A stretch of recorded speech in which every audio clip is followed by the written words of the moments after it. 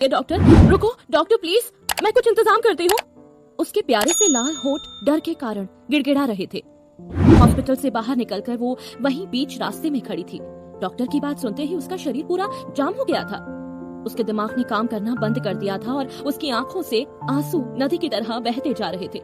जो हल्की सी उम्मीद पहले उसके दिल में थी, वो भी अब कहीं गायब हो चुकी थी। उसकी आंखें जो हमेशा एक हीरे की तरह चमकती रहती थी, आज वो बिल्कुल बेजान सी लग रही थी। जिंदगी हमेशा से उसके साथ बुरी ही रही थी। उसका प्यारा सा छोटा भाई जो सिर्फ अभी 11 साल का था, वो मरने की हालत में था।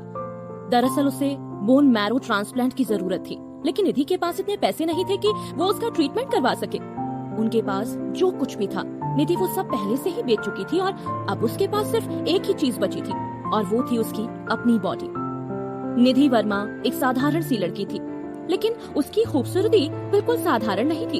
हाँ, वो इतनी ज्यादा सुंदर थी कि लोगों ने उसका निकनेम भी रख दिया था, खूबसूरत बला।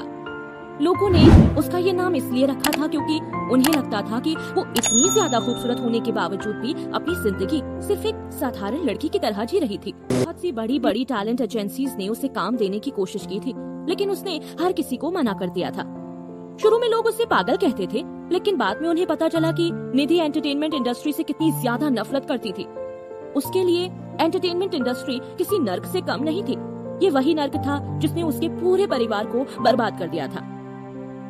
अभी तक इस इंडस्ट्री के लिए उसकी नफरत कम नहीं हुई थी।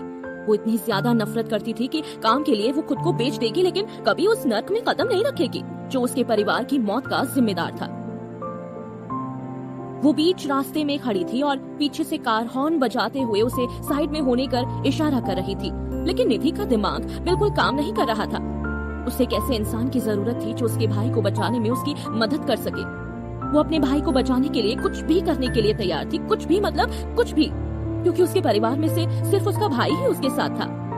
एक BMW उसके सामने आकर रुकी। कार का दरवाजा खुला, लेकिन निधि अभी भी अपने फोन को देखे जा रही थी। जाने वो किस सोच में डूबी हुई थी। एक्सक्यूज मी, आप इस तरह बीच रास्ते में क्यों खड़ी हैं? निधि ने उस गाड़ी वालों को कोई जवाब नहीं दिया। हेलो मिस, क्या आप किसी मुसीबत में हैं? हॉस्पिटल के बाहर खड़ी निधि को घूरते हुए उस शख्स ने पूछा। हेलो मैडम, कोई प्रॉब्लम है क्या? मैं इतने पैसे कहाँ से लाऊंगी? लड़की के बड़बड़ाते होठों को उसने सुना। वो उसका उदास चेहरा देख पा रहा था। क्या आपको हेल्प की जरूरत है या पैसों की जरूरत है? निधि से जवाब ना पाकर उसका गुस्सा और बढ़ गया।